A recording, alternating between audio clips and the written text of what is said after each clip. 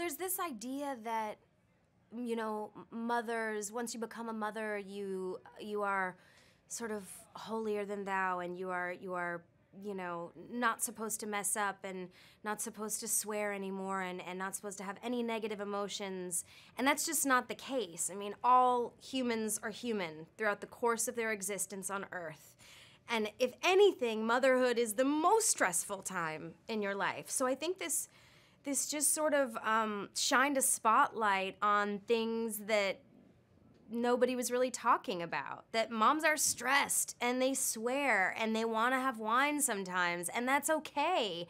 And that letting loose and that sort of self-care is what allows us to be better moms when we come back to our kids. Every mom needs a little bit of time off.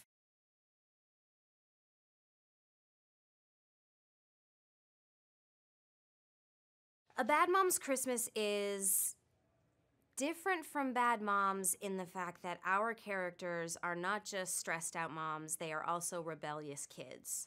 So it's more dimensional, it's a little raunchier, if that's even possible, but it still has the same amount of heart where you can see yourself in each one of these women and your story is being told.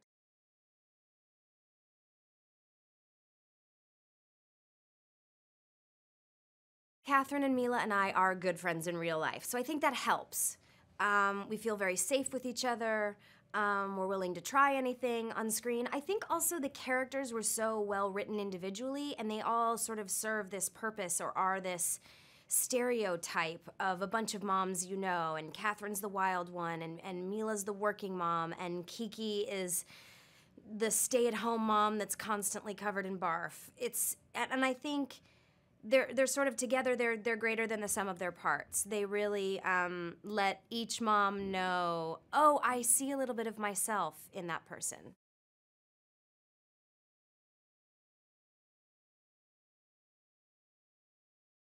Kiki is always a little frazzled. That's just part of her personality. But I will say I think she starts off in a place where she learned a lot from being friends with Amy and Carla. Having a group of friends as a mom it's just necessary. It's paramount to have someone to complain to and to learn from and just to listen, whether or not you get advice. But Kiki's in a much better place in her marriage. She says what she needs when she needs Kent to watch the kids, and she has a much better relationship with Kent because she stood up for herself.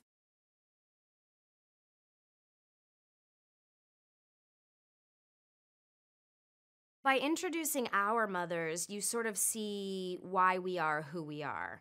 I mean, I think your parents can always push your buttons because they installed your buttons.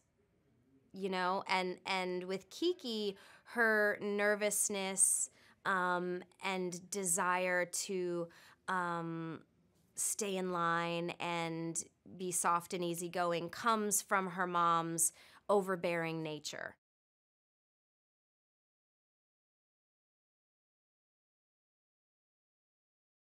I've known Cheryl for over 10 years, and I adore her because there's nothing not to adore. She's a super funny, outgoing lady, and the idea of being paired with her made me so excited.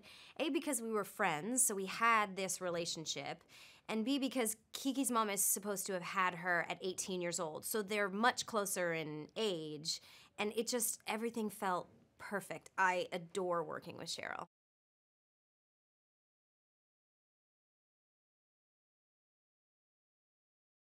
As a directing team, they each have sort of what they cover, and they just sort of make it work. I mean, this is a lot of people. When you have, 12 main characters, it's a lot, but they are just sort of walk around kind of handling it with elegance, and they write really well for women, I think, because they understand women.